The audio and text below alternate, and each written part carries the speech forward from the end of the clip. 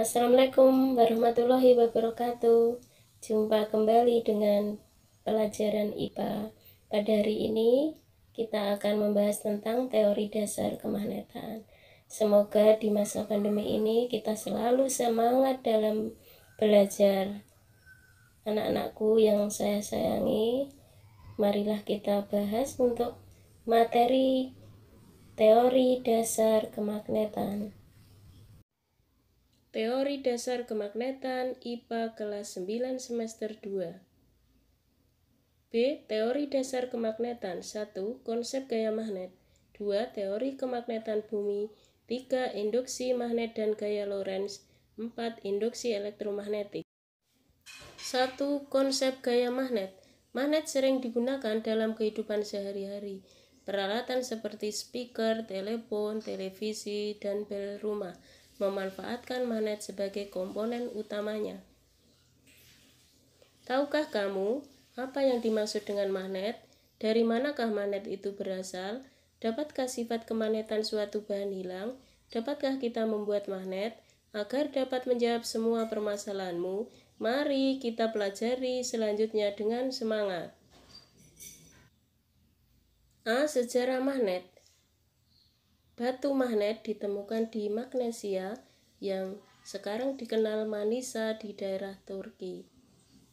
Bangsa Cina sudah menggunakan petunjuk arah kompas magnetik dalam pelayaran kira-kira mulai tahun 1200. B. Magnet. Magnet didefinisikan sebagai benda yang dapat menarik benda lain. 1. Kutub magnet. Magnet memiliki dua kutub, yaitu A. Kutub utara. Kutub magnet yang menghadap ke utara ketika magnet dapat bergerak bebas. B. Kutub selatan. Kutub magnet yang menghadap ke selatan ketika magnet dapat bergerak bebas. C. Sifat magnet. Kutub yang tidak sejenis bila didekatkan saling tarik-menarik. Kutub yang sejenis bila didekatkan saling tolak-menolak. Gaya magnet bisa menembus penghalang. Magnet selalu memiliki dua kutub.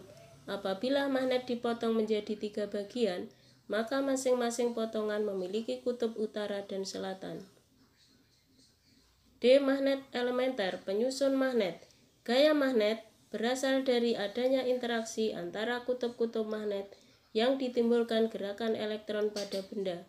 Kutub utara dan kutub selatan partikel elementer magnet pada benda tersebar secara acak, sehingga benda tidak memiliki sifat magnet. Magnet elementer tersusun pada arah tertentu.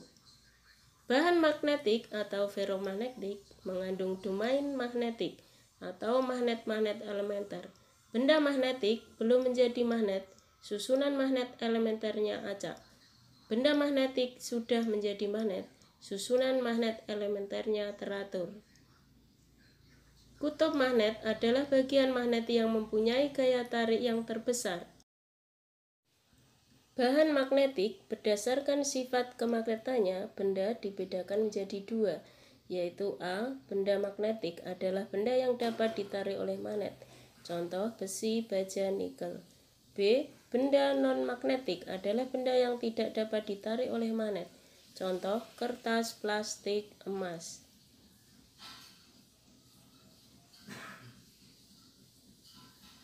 Benda berdasarkan gaya tariknya terhadap magnet dibedakan menjadi 3 macam, yaitu benda ferromagnetik, benda yang dapat ditarik oleh magnet dengan kuat, contoh besi, baja, nikel, dan kobat.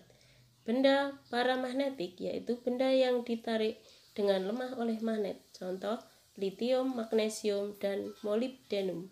Benda diamagnetik, yaitu benda yang ditolak oleh magnet, contoh emas, perak, tembaga, dan bismut.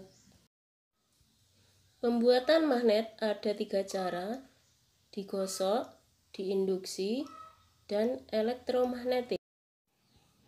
Cara pembuatan magnet yang pertama adalah dengan cara menggosok. Dengan menggosokkan magnet secara berulang-ulang dan teratur pada besi dan baja, maka besi dan baja akan bersifat magnetik.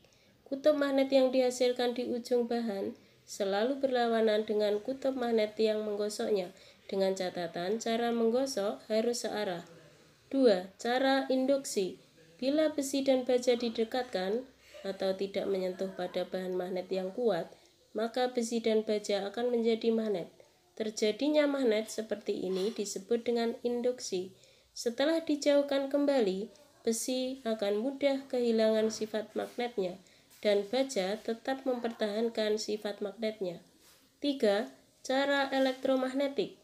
Seperti tampak pada gambar, di situ kumparan yang berinti besi atau lilitan kawat tembaga pada paku dihubungkan dengan sumber arus, kemudian didekatkan dengan benda magnetik.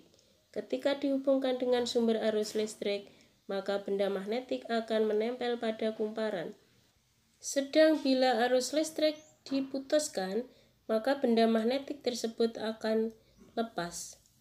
Penerapan elektromagnetik dalam kehidupan sehari-hari dapat ditemui pada bel listrik, saklar listrik, dan telepon kabel. Cara menghilangkan sifat kemagnetan ada 3 cara, yaitu yang pertama dibakar atau dipanaskan, yang kedua dipukul-pukul atau ditempa atau dibanting, dan yang ketiga dialiri arus listrik bolak-balik.